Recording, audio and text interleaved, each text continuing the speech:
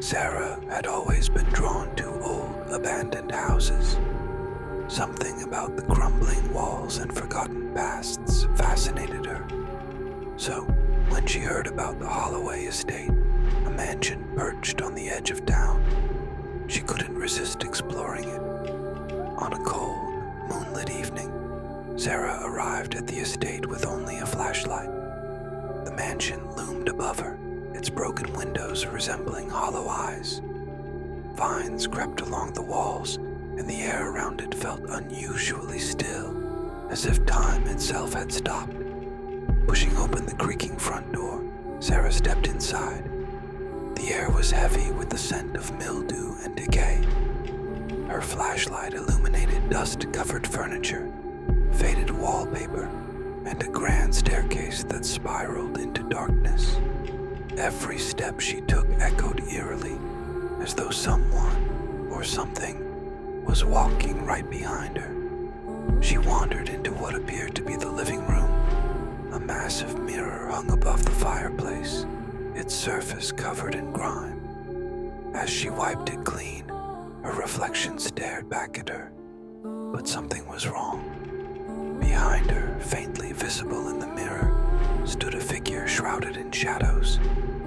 Her heart pounded as she turned around, but the room was empty.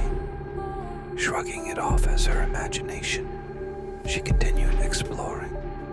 She found herself drawn to the basement door. It was slightly ajar, revealing a staircase descending into pitch-black darkness. A cold draft seeped out, carrying a faint whisper, so soft it could have been mistaken for the wind. But it wasn't. "Leave," the whisper urged. Ignoring it, Sarah descended the stairs, her flashlight barely piercing the darkness. The basement was cluttered with old crates and rusted tools. In the center of the room stood a chair, its wood splintered and rotting.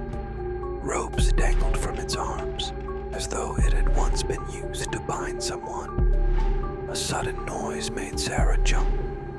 It sounded like the faint scuffing of footsteps, followed by a low guttural growl. She spun around, her flashlight flickering. In the beam of light, she caught a glimpse of something crawling. Something pale and emaciated with hollow eyes that glowed faintly in the dark. The creature moved unnaturally, its joints bending in ways that defied logic. It let out a chilling shriek, and Sarah bolted up the stairs.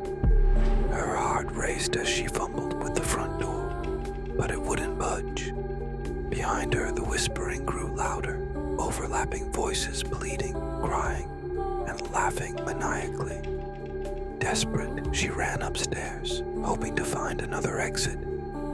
The hallway seemed endless, the doors she passed slamming shut on their own. She stumbled into a bedroom and slammed the door behind her. Her flashlight flickered again and died, plunging her into darkness. The whispers were in the room now, circling her. She felt a cold hand brush her shoulder, followed by another gripping her wrist. The shadows seemed to come alive, pulling her toward the mirror on the wall. The last thing Sarah saw was her own terrified reflection, her face contorted in a silent scream before the shadows consumed her. Days later, locals found Sarah's car abandoned near the Holloway estate.